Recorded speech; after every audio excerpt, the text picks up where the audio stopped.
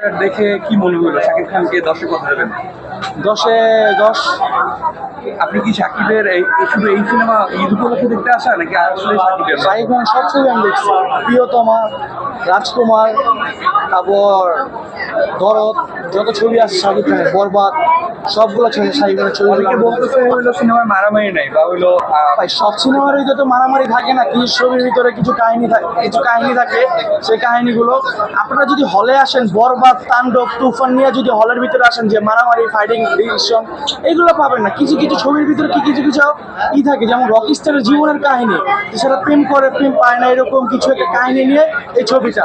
সব ছবির ভিতরে তো মারামারি থাকে না, আর সব ছবির ভিতরে আপনার মারামারি থাকে না। প্রেমের ভিতরে যে মারামারি থাকে, কিছু ছবির ভিতরে মারামারি থাকে না ভাই। অনেকে বলছে হইলো সিনেমায় নেশার দৃশ্যগুলো অনেক বেশি করে দেখানো হয়েছে। এটা ভাই আপনি যদি আপনার প্রেমিকারা না পান, তাহলে আপনি কি করবেন? অবশ্যই নেশা করবেন।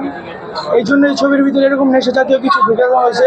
আসলে ছবি 100-তে 100, এরকম ছবি বাংলা ইন্ডাস্ট্রিতে আর কখনো হবে কিনা আমি জানি না। 100-তে 100 শাকিব খানকে দেবো। আচ্ছা, শাকিব খানের লুক নিয়ে কি বলবেন?